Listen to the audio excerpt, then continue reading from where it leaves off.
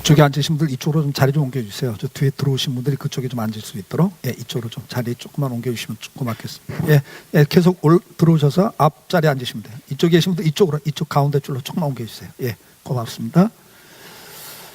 오늘은 화재 예방 교육이 있어가지고 시간이 한 5분 지체됐습니다.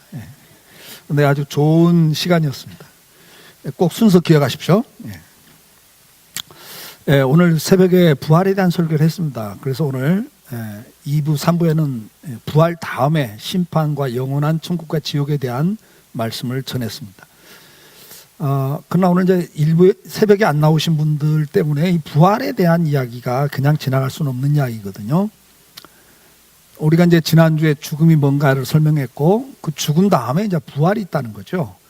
죽음으로 끝이 아니라 예수님이 십자가에 죽어주심으로 이제 우리에게는 이제 영원한 생명의 부활이 있는데 모든 사람이 다 부활합니다. 죄인 모든 인간은 누구나 한 번 죽는 게 정하신 바요 그 외에 심판이 있다고 말씀을 했기 때문에 다 부활을 하게 되어 있습니다. 자, 부활은 왜 해야 되는가 할 때 이 육체를 가지고는 영원히 살 수 없기 때문에 영원한 게 아니잖아요. 병들고 약하고 뭐 교통사고 나면 깨지고 뭐 그냥 가만 놔둬도 그냥 모든 장기가 다 노화돼서 망가지는 거잖아요. 그래서 결국은 죽는다고요. 그러니까 이 몸을 가지고는 영원한 삶을 살 수 없기 때문에 이 죽음이라는 과정을 통해서 부활을 하게 됩니다. 영원한 몸으로 썩지 않을 몸, 병들지 않는 몸으로 그 다음에 이 거룩한 영광스러운 몸으로 변화가 되는 거예요. 그게 이제 과정이죠. 제가 이제 아침에 그 누에고치 예를 들었습니다. 제가 시골에서 6년을 살아봤는데 초등학교 때 그때는 참 그런 게 농갑 수입이었어요. 뽕나무 따다가 누에를 치는 게. 근데 그게 잠을 자. 중간에 잠을 자. 그래서 2잠, 석잠, 몇 잠까지 자죠? 누에가 몇 번 잠자죠? 4잠. 4잠 잔대요. 그렇게 잠을 자다가 어느 날은 이제 입에서 이렇게 거미는 이제 학문에서 이건 입에서 이렇게 막 씨를 뽑아내요. 그게 이제 명주야. 그게 맞아요. 비단을 만드는 명주라고요. 씨를 뽑아가지고 이렇게 자기 집을 지어서 그 안에 쏙 들어가는 거예요. 자기 몸을 다 실로 감쌉니다. 그리고 그 안에서 이제 마지막 잠을 자는 거예요. 성경은 죽음을 잠들었다 그래요. 이게 이제 비유인데, 그러다가 이제 나방이 돼서 나와요. 여러분들 누에 귀여워요? 징그러워요? 아주 징그럽습니다, 여러분. 근데 그 징그러운 게 아름다운 나방이 되는 거예요. 근데 그 나방이 되기 전에 삶아가지고 씨를 뽑아버리는 거예요. 이제 그 알맹이 누에가 여러분 길거리 가끔 사 먹는 번데기란 말이에요. 죽음이 아니라는 거죠. 한 알의 미라를 땅에 심으면 그게 썩어지면서 전혀 다른 모습으로 나는 거예요. 그 부활을 고린도전서 15장에서 그렇게 설명을 해요. 예를 드는 거예요. 우리 몸은 한번 죽으면서 죽음이라는 과정을 통해서 영원히 살 수 있는 몸으로 변화가 되는데 그날이 언제냐? 주님 재림하시는 날 부활한다는 거죠. 자, 우리는 이제 이 부활을 통해서 영원히 살 수 있는 몸으로 바뀌는데 그리고 심판이 있다는 거죠. 이제 오늘은 이제 그래서 심판에 대한 말씀을 나누는 겁니다. 우리는 이제 신앙생활을 할 때 한 번 죽고 그 다음에는 심판이 있다. 그런데 그 심판의 내용은 죄사함을 받았냐 죄사함을 받지 못했냐, 평생 진 죄를 사함받았냐 사함받지 못했냐 갖고 심판하시는 거예요. 그 죄사함을 받는 방법은 나의 죄를 위해서 대신 죽으신 예수를 나의 구주로 영접하는 것, 믿는 것이 죄사함을 받는 방법이란 말이죠. 그래서 이건 굉장히 중요한 거예요. 여러분들 가운데 예수님을 나의 구주로 영접한 분들은 이 죄사함을 받는 거예요. 그러나 아직도 영접하지 못하셨다면 영접을 하셔야 돼요. 고린도서 6장 1절에 우리가 하나님과 함께 일하는 자로 너희를 권하노니 하나님의 은혜를 헛되이 받지 말라. 이르시되 내가 은혜 베풀 때 너희에게 듣고 구원의 날에 너를 도왔다 하셨으니 보라 지금은 은혜 받을 만한 때요 보라 지금은 구원의 날이로다 그랬어요. 기회를 줄 때, 은혜를 줄 때, 복음을 들을 때 영접하라는 거예요. 구원을 받으라는 거예요. 왜요? 우리는 언제 죽을지는 모르거든요. 내일이 보장되어 있지 않잖아요. 날마다 사건, 사고, 재해, 질병으로 죽어간다고요. 갑자기 죽어요, 여러분. 교통사고로 갑자기 죽어요. 1초 전까지도 몰라요, 여러분. 그게 인생이에요. 그러니까 이 구원을 베풀 때 이 기회를 놓치지 말고 구원을 받으라고 성경은 우리에게 권면하는 거예요. 주님을 영접하시고 구원받기를 축복합니다. 자, 이렇게 우리가 살다가 죽으면 주님 재림하신 날 우리가 다 부활을 하죠. 부활 후에는 뭐가 기다립니까? 심판이 기다립니다. 히브리서 9장 27절 한 번 죽는 건 사람에게 정하신 것이요 그 후에는 심판이 있으리니 그래요. 히브리서 10장 27절 오직 무서운 마음으로 심판을 기다리는 것과 대적하는 자를 태울 맹렬한 불만이 있으리라. 주님의 심판 앞에는 서면 무서운 거예요, 여러분요. 심판은 무서운 겁니다. 자기 죄를 다 드러내는 거기 때문에 이건 무서운 거예요. 그리고 그 죄는 형벌이 있기 때문에 무서운 거예요. 세상에 사람이 만든 법도 어기면 경찰 무서워서 도망가잖아요. 그리고 잡히면 형벌을 받게 돼 있어요. 근데 죽은 다음에 부활한다면은 주님이 오늘 본문에 하나님 보좌 앞에 작은 자나 큰 자나 모든 자가 다 서 있어요. 고린도후서 5장 10절에 이는 우리가 다 반드시 그리스도 심판대 앞에 나타나게 되어 각각 선악간에 그 몸으로 행한 것을 따라 받으려 함이니라. 반드시입니다, 여러분. 반드시 주님의 심판대 앞에 서 있고 자기 행한 대로 선악간에 행한 대로 보응을 받습니다. 그렇기 때문에 로마서 4장 7절에 불법이 사함을 받고 죄가 가려짐을 받은 사람은 복이 있고 주께서 그 죄를 인정하지 아니하실 사람은 복이 있도다 그랬어요. 그 죄가 가리움을 받는 거예요. 사함을 받는 거예요. 내가 내 죄를 해결할 수 없는데 주님이 십자가에 죽어주셔서 그 십자가의 보혈로 내 죄를 씻어주시는 거예요. 그의 공로를 덧입는, 계시록에서는 흰옷을 입었다 그랬어요. 그의 공로를 덧입는, 그의 의로움을 덧입는 거예요. 이런 사람이 복 있는 사람. 예수를 믿고 죄사함을 받은 저와 여러분이 세상에서 가장 큰 복을 받은 사람입니다. 돈은 있다가도 없어요. 명예는 있다가도 없어져요. 건강은 있다가도 없어져요. 세상에 그 어떤 것도 있다가 없어지는 것들이에요. 그러나 영생은 없어지지 않아요. 여러분 죄사함 받고 구원받는 것처럼 큰 복이 없습니다. 눈물을 흘리지 마세요. 뭐 좀 없다고. 여러분은 세상에서 받을 가장 큰 복을 받은 사람이에요. 그래서 에베소 1장 3절에 찬송하리로다 그러는 거예요. 찬송하리로다. 뭘 찬송해요? 너에게 하늘에 속한 모든 신령한 복을 복 주셨다. 그 내용이 뭐냐? 너를 택하고 너를 구했다로 쭉 이어지는 거예요. 여러분 구원받은 것을 찬송하고 감사하고 살기를 축복합니다. 왜요? 심판이 있기 때문에 그렇단 말이에요. 마태복음 19장 28절에도 예수께서 이르시되 내가 진실로 너희에게 이르노니 세상이 새롭게 되어 인자가 자기 영광의 보좌에 앉을 때에 나를 따르는 너희도 12보좌에 앉아 이스라엘 12지파를 심판하리라. 주님이 처음 이 땅에 오실 때는 죽으러 오셨기 때문에 비참한 거예요. 초라한 거예요. 그러나 인자가 새롭게 된 세상 재림하실 때는 하나님의 영광의 보좌에 앉으셔서 심판하는 심판주로 오시는 겁니다. 사도행전 17장 31절에 이는 정하신 사람으로 하여금 천하를 공의로 심판하실 날을 작정하시고 이에 그를 죽은 자 가운데서 다시 살리신 것으로 이렇게 말씀. 예수님이 다시 부활하심으로 어떤 분이 되셨어요? 심판주가 되신 거예요.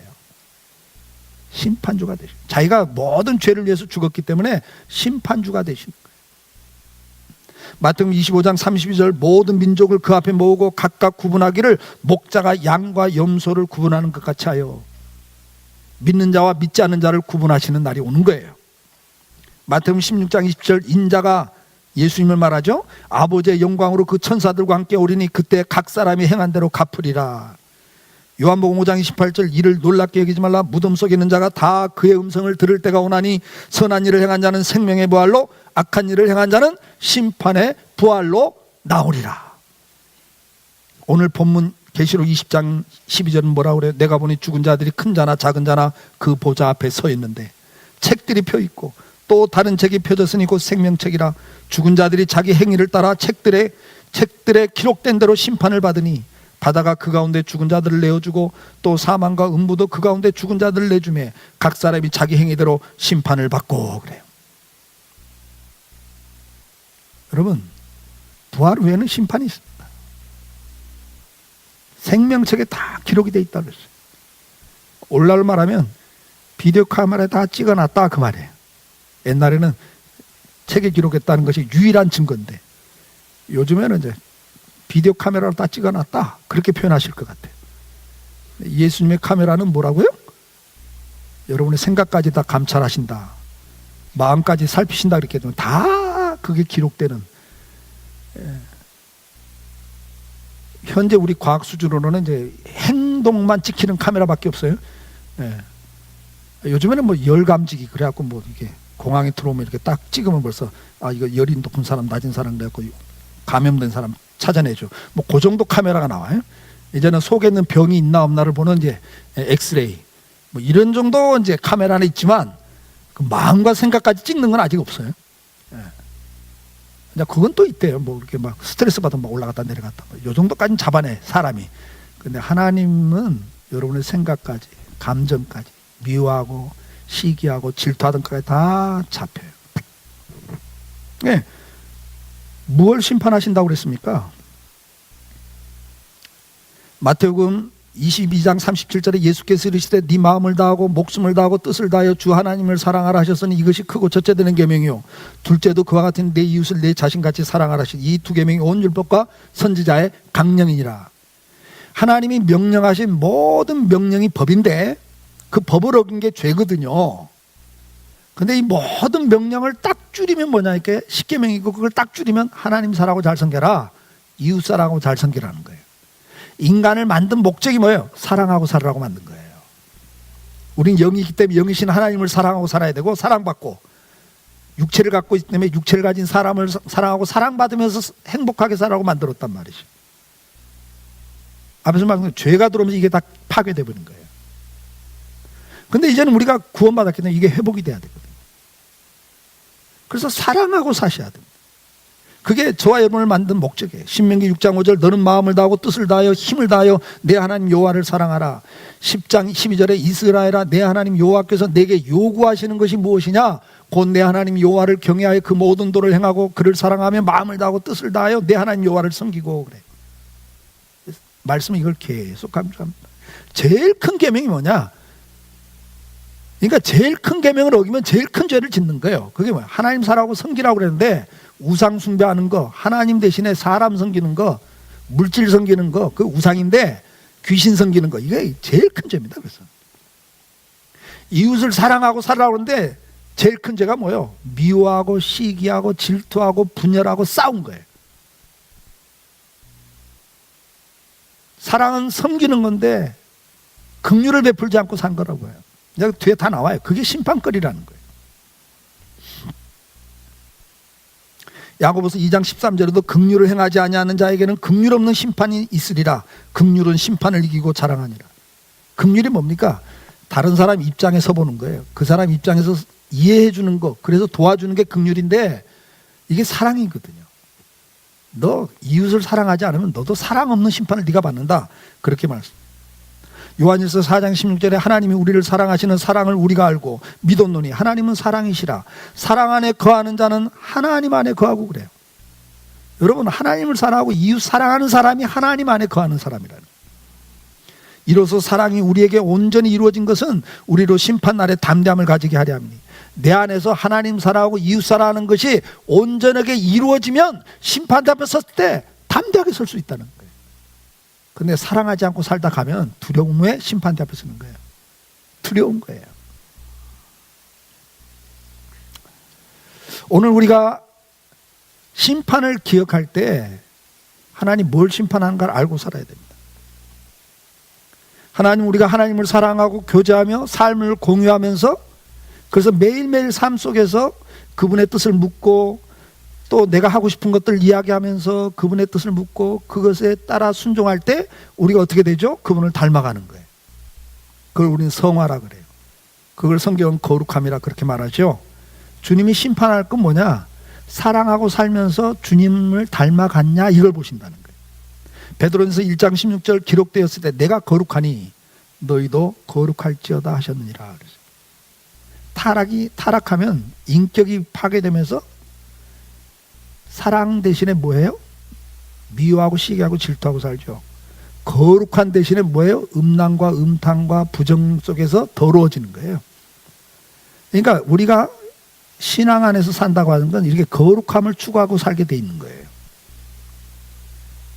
베드로서 3장 7절에도 이제 하늘과 땅은 그 동일한 말씀으로 불사르기 위하여 보호되신 바 되어 경건하지 아니한 사람들의 심판과 멸망의 날까지 보존하여 두신 것이라. 하나님이 오늘도 당장 재림하셔 심판하셔야 되지만 왜 그 날짜를 지금 미루고 계시느냐? 한 영혼이라도 믿고 돌아오고 이미 믿는 자들도 주님 앞에 서는 날 부끄럽게 서지 않도록 시간을 주시는 거라고요. 근데 마지막 보존하고 있지만은 경건하지 않은 사람들을 심판과 멸망의 날까지 보존한단 말은 뭐예요? 마지막 심판의 또 중요한 기준이 거룩함이라는 거죠. 거룩함이라는. 히브리서 13장 4절 모든 사람은 결혼을 귀히 여기고 침소를 더럽히지 않게 하라. 음행하는 자들과 간음하는 자들은 하나님이 심판하시리라 그랬어요.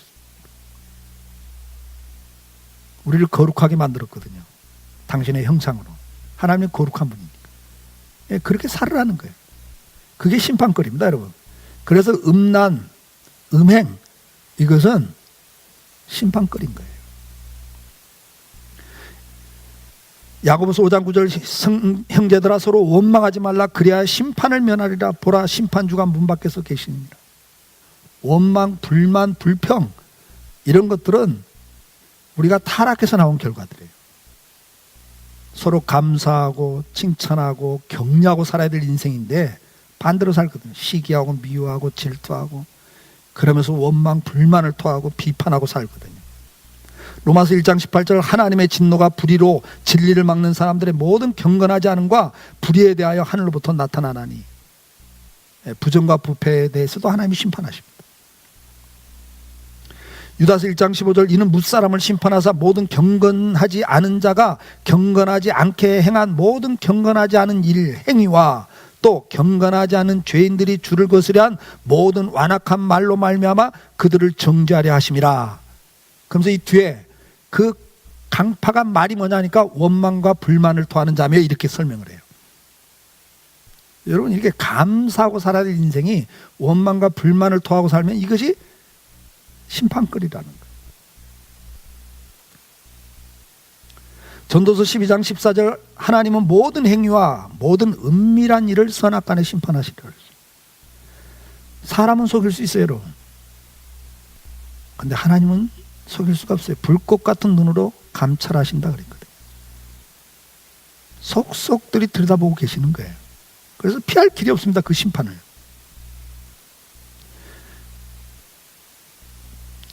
요한복음 12장 48절 나를 저버리고 내 말을 받지 아니하는 자들을 심판하실 리가 있으니 곧 내가 한 그 말을 마지막 날에 그를 심판하리라.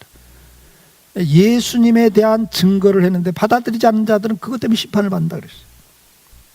고린도전서 6장 9절 불의한 자가 하나님의 나라를 유업으로 받지 못할 줄 알지 못하느냐. 그 불의가 뭐냐? 미혹을 받지 말라. 음행하는 자나 우상 숭배하는 자나 간음하는 자나 탐색하는 자나 남색하는 자, 이 동성연애를 말해요. 도적이나 탐욕을 부리는 자나 술 취하는 자나 모욕하는 자나 속여 빼앗는 자들은 하나님의 나라를 유업으로 받지 못하리라. 이게 심판거리라는 거예요. 여러분 우상 숭배, 그 다음에 대표적인 게 음행. 음행 가운데서도 이게 남색, 동성연애가 있어요. 근데 요즘에 이 동성연애를 이제 법으로 인정을 합니다. 인권을 보호해줘야 한다. 이 소수의 인권을 보호해줘야 한다. 이렇게 해서 가요. 인권은 보호해야죠. 근데 여러분 인권을 보호한다는 것이 무슨 사상이냐면 인간이 제일이야 그 말이에요. 내가 제일 중요해. 그러니까 내가 하고 싶은 대로 하게 내버려도 그 말이에요. 근데 그게 창세기에 나온 타락이거든요. 네가 주인 높여라. 네 마음대로 살아. 이게 마귀가 한 말이에요, 여러분요. 거기에 속아 넘어가서 자기가 주인인 줄 알고 자기 마음대로 살겠다. 그러니까 동성연애가 다른 이야기 아니에요. 이건 소수자인데 이 사람들의 인권을 보호해줘야 한다. 왜? 그 사람들은 동성을 사랑하는 게 그 사람들의 기질이야. 타고나올 때 나오는 천성이야. 그러니까 그걸 인정해 줘라 그 말이거든요. 근데 성경은 뭐라? 우리가 타고날 때 가지고 나온 기질과 성품은 타락한 인간이라는 거예요. 그래서 그대로 살면 그게 죄라는 거죠. 그래서 우리가 절제하고 살아라는 거예요. 날마다 정욕과 싸워서 이기라는 거예요. 이해가 좀 되세요? 인권의 문제가 아니에요. 이건 죄란 말이에요. 그래서 그러니까 전번에도 말씀드렸지만 동성연애를 딱 법으로 보호해 주니까 그 다음에 누가 나와요? 이 소아성애자들, 어린애를 가지고 성욕을 푸는 사람들이 뭐라? 우리도 이게 기질이야. 나도 애만 보면 성욕이 생겨. 그러니까 우리 인권도 보호해줘. 이렇게 나오잖아요 벌써. 에? 미성년자들 말이죠. 돈 주고 사가지고 자기 성적 욕구를 풀면서 이제 그게 죄가 아니라는 거죠. 그건 자기 기질이고 자기 욕구라는 거예요. 그러니까 동성연애를 인정한 것처럼 이제는 우리도 인정해라. 이제 나중에 보세요. 나는 내 기질 속에, 내 천성 속에, 내 욕구 속에 누구만 보면 죽이고 싶어. 살인해놓고 나도 이거 보호해줘. 이러면 어떡할 거예요, 여러분? 똑같은 말이에요, 여러분요. 이제 그렇게 가게 돼 있습니다. 두고 보세요. 동성연애 통과시킬 때 이미 그걸 예상했어요. 이제 이런 말 나오면 어떡할래? 성소유자가 당장 들고 나오잖아요. 우리 인권도 보호해달라고. 왜 그걸 죄라고 인정하지 않으면요, 끝이 없어요. 죄거든요.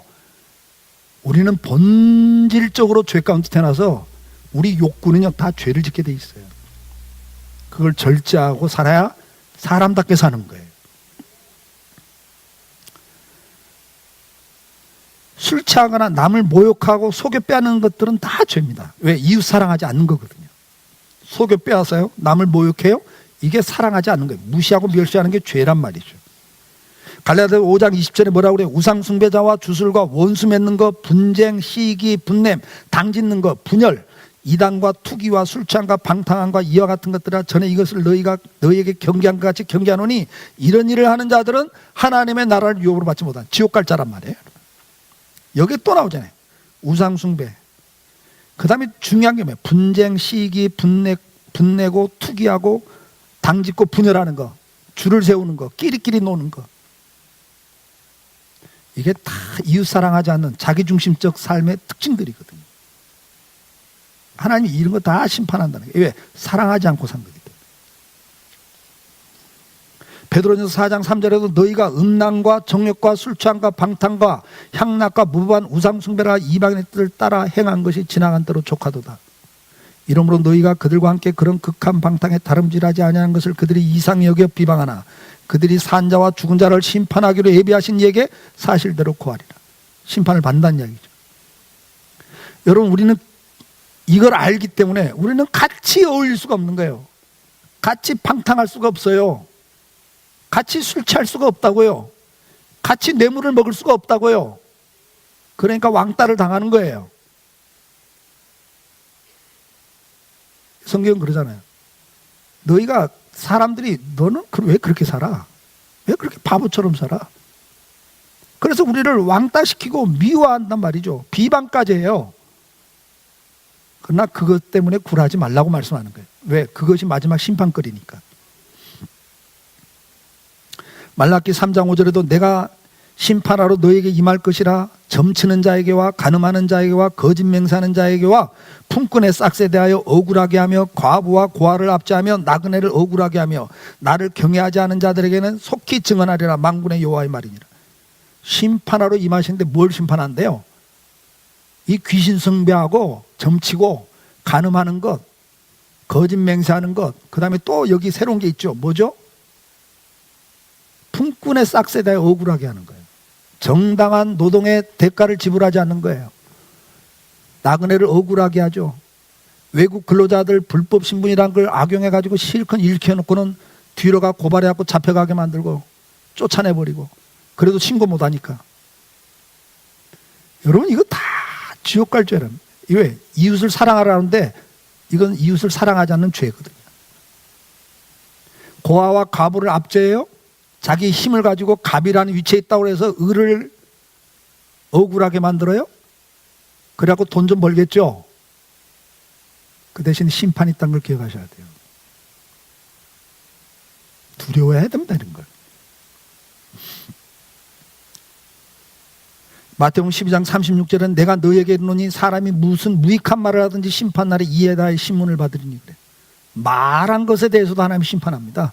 근데 이건 심판이 아니라 더 무서운 거예요. 신문을 하신다는 거예요. 그냥 심판 따가면 끝내면 좋겠는데 하나님이 그 많은 천군 천사들과 수많은 성도들 앞에서 이처로 이 목사 너 그때 그 말 왜 했냐? 너 무슨 의도를 갖고 그 말했어? 이렇게 신문을 하신다는 거예요. 이게 얼마나 이게 두려운 얘기예요. 제가 말에 대한 설교를 자주 하는 이유가 이게 큰 심판거리거든요. 야고보서 5장 9절에 형제들아 서로 원망하지 말라 그래야 심판을 면하라 그랬잖아요. 고린도전서 10장 7절에 이스라엘 백성들이 광야에서 멸망한 이유, 하나님의 심판을 받았던 이유를 설명을 합니다. 그들 가운데 어떤 사람들과 같이 너희는 우상 숭배하는 자가 되지 말라. 기록된 바 백성들이 앉아서 먹고 마시며 일어나 뛰는다. 우상 숭배하다가 망했죠. 그들 중에 어떤 사람들을 음행하다가 하루에 2만 3천 명이 죽었나니 우리는 그들과 같이 음행하지 말자. 대표적인 게 우상 숭배, 그 다음에 음란과 음행이에요, 여러분. 그들 가운데 어떤 사람들이 주를 시험하다가 뱀에게 멸망하였나니 우리는 그들과 같이 하나님을 시험하지 말자. 그런 환경 때문에 하나님을 믿니 안 믿니 이러지 말라는 거예요. 하나님 그걸 제일 싫어해요. 마지막이 뭡니까? 그들 가운데 어떤 사람들은 원망하다가 멸망시킨 자에게 멸망하였네. 너는 그들과 같이 원망하지 말라. 그들에게 일어난 이런 일은 본보기가 되고 또한 말세를 만난 우리를 깨우치기 위하여 기록되어 있다 그랬어요. 이게 대표적인 심판거리입니다, 여러분. 우상숭배, 음란, 하나님에 대한 불신앙. 그 다음에 뭐예요? 원망불평입니다. 왜 이건 하나님에 대한 원망이거든. 그러니까 그 환경을 가지고 자꾸 원망불만을 토하는데 상황을 보면 원망불평을 터뜨릴 수밖에 없는 척박한 상황이죠. 네. 그러나 그 원망하면 하나님에 대한 도전이라고 주님 말씀해요. 네가 나를 대적한다 이렇게 말씀합니다. 자, 그러면 언제 심판하십니까? 히브리서 9장 28절에 이와 같이 그리스도도 많은 사람의 죄를 담당하시려고 단번에 들으신 바 되셨고 구원에 이르게 하기 위하여 죄와 상관없이 자기를 바라는 자들에게 두 번째 나타나시리라. 주님이 두 번째 나타난다고 말씀을 했어요. 첫 번째 이 땅에 오신 것은 십자가에 죽기 위해서 오신 거죠. 우리 죄를 대속하기 위해서 오신 거예요. 그러나 두 번째 오시는 건 달라요. 그때는 심판하러 오십니다. 데살로니가전서 4장 16절 17절 주께서 호령과 천사장의 소리와 하나님의 나팔 소리로 친히 하늘로부터 강림하시리니 그리스도 안에서 죽은 자들이 먼저 일어나고 그 후에 우리 살아남은 자들도 그들과 함께 구름 속으로 끌어올려 공중에서 주를 영접하게 하시리니 그리하여 우리가 항상 주와 함께 있으리라. 언제요?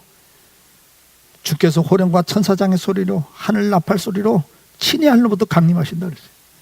우리를 위해서 죽기 위해서 오실 때는 초라하게 오셨어요. 비참하게 살다가 죽으시는 거예요. 죄값으로 죽기 때문에. 그러나 다시 오실 때는요, 만왕의 왕으로 심판장으로 오십니다. 네, 영광스럽게 오시는 거예요. 요한복음 5장 22절에 오시는 목적을 뭐라고 그래요? 아버지께서 아무도 심판하지 않냐고 심판을 다 아들에게 맡기셨으니 그래요. 그분이 두 번째 오시는 목적은 심판하러 오십니다.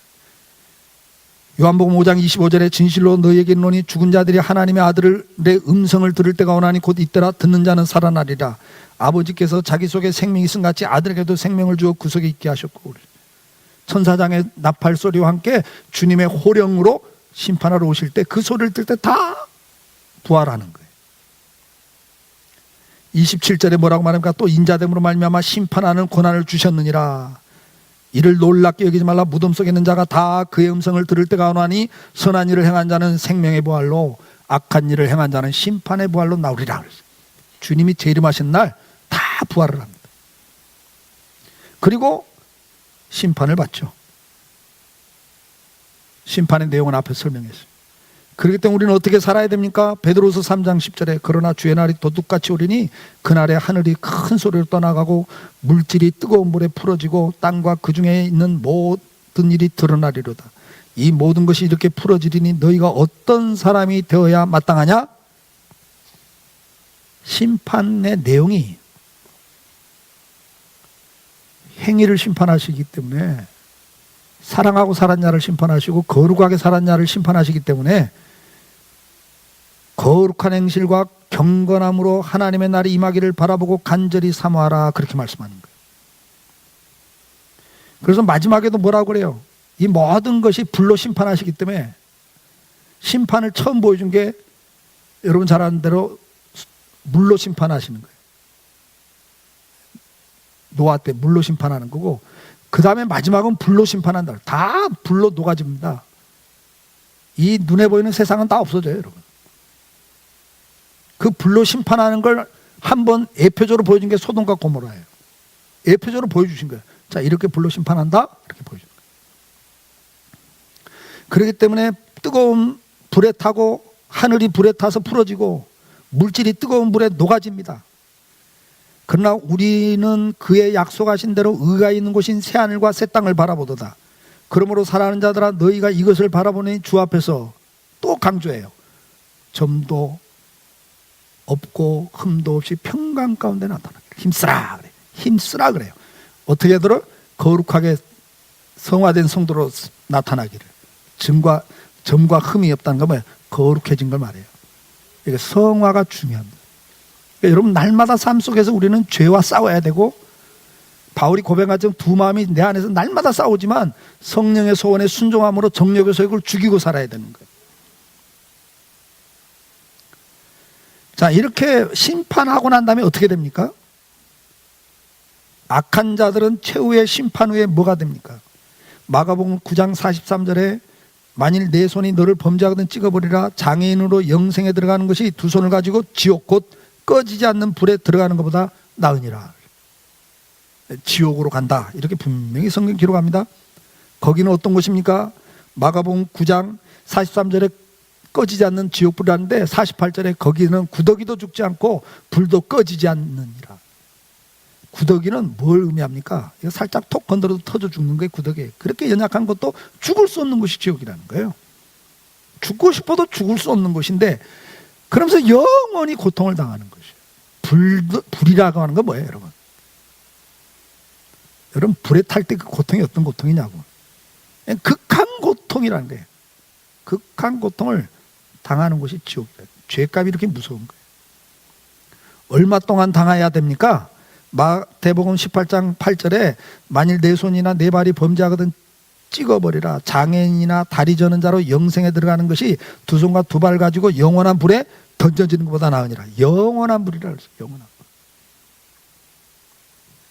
그러면 예수를 믿고 죄사함을 받은 우리는 어떻게 됩니까? 요한계시록 21장 4절에 모든 눈물을 그 눈에서 닦아주시니 다시는 사망이 없고 애통하는 것이나 고가는 것이나 아픈 것이 다시 있지 아니하리니 처음 것들이 다 지나갔습니다. 이 처음 것은 오늘 이 땅에 살고 있는 걸 말해요. 이 땅에서는 아픔이 있고 질병이 있고 슬픔이 있고 고통이 있어요. 그러나 그곳에는 없습니다.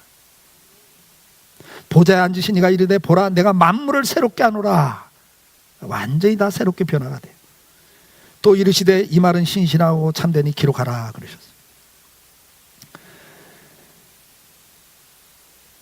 우리가 하나님과 교제하면서 그 즐거움이 있어요. 고통과 슬픔, 육체적인 죽음이 없습니다. 영원히 하나님께 함께 있으면서 하나님과 교제하는 곳입니다. 계시록 7장 9절 이 일 후에 내가 보니 각 나라와 족속과 백성과 방언에서 아무도 능히 셀 수 없는 큰 무리가 나와 흰옷을 입고 손에 종려가지를 들고 보좌 앞과 어린 양 앞에 서서 큰 소리로 외치리되 구원하심이 보좌에 앉으신 우리 하나님과 어린 양에게 있도다. 우리를 이렇게 천국으로 인도하신 분이 바로 하나님 아버지고 나를 위해 십자가에 죽으신 어린 양 예수입니다 라고 찬송하고 고백하고 있는 거예요. 17절에 이는 보좌 가운데 계신 어린 양이 그들의 목자가 되사 생명수샘으로 인도하시고 하나님이 그들의 눈에서 모든 눈물을 씻어주실 것입니다. 영원히 목마르지 않는, 영원히 만족할 수 있는 생명수샘을 우리에게 주신다 그랬어요. 요한계시록 21장 3절 내가 들으니 보좌에서 큰 음성이 나서 이르되 보라 하나님의 장막이 사람들과 함께 있으며 하나님이 그들과 함께 계시리니 그들은 하나님의 백성이 되고 하나님은 친히 그들과 함께 계셔서 그래요. 계시록 22장 1절 그가 수정 같은 맑은 생명수 강을 내게 보이시니 하나님과 및 어린 양의 보좌로부터 나온다 그랬어요. 영원히 만족하고 살 수 있는 생명수가 그곳에 있습니다. 22장 3절에 다시 저주가 없으며 하나님과 어린 양의 보좌가 그 가운데 있으리니 그 종들이 그를 섬기며 그의 얼굴을 볼터여 그의 이름도 그들의 이마에 있으리라. 주님의 이마에 우리 이름이 있대. 예? 여러분 손바닥에 기록한 건 지워져 땀 때문에. 예. 뭐 일하다 보면 지워지는 거예요. 근데 이마에 새겨놓았다. 그 말은 뭐야? 하나님이 영원히 나를 기억하시면서 우리가 그 앞에 서서 그 얼굴을 보면서 교제한다는 이야기예요. 여러분 하나님과 교제 날마다. 네? 사랑하는 성도 여러분, 사람은 한 번 태어나고 한 생애를 살다가 죽습니다. 언제 죽을지 모릅니다. 죽음은 끝이 아니라 그 후에 부활이 있습니다. 그리고 심판이 있습니다. 그리고 영원한 천국과 지옥이 있습니다. 오늘 이 사실을 기억하고 우리 육체 남은 때를 살다 가시기를 축복합니다. 함부로 살 인생이 아닙니다. 저와 여러분. 우리 육체 남은 때 하나님의 뜻을 따라 주의 일에 더욱 힘쓰는 자가 되라고 말씀을 하셨고 거룩하게 살아가라고 말씀해 주셨습니다. 사랑하고 살아라고 말씀하셨습니다. 오늘도 다시 한번 여러분들이 가정에서 일터에서 사랑하고 사시는 피스메이커가 될 수 있기를 축복합니다. 그리고 개인적으로 날마다 죄의 정욕과 싸우셔서 기도하시면서 말씀 묵상하면서 싸우셔서 거룩한 성도가 되어 가시기를 축복합니다. 주님 앞에 서는 날 너 정말 수고했다. 죄 많은 세상에서 너 직장 생활하면서 사업하면서 신앙 지키느라고 정말 애썼어. 왕따 당하면서도 정말 모욕당하고 무시당하면서도 정말 애썼다. 그래 이제 그 수고 끝났어. 잘했어. 이렇게 주님이 칭찬해 주시면서 우리에게 영광의 면류관을 씌워주시는 거예요. 그날을 보고 살기를 주의 이름으로 축복합니다. 우리 다 같이 일어나셔서 찬송하십니다.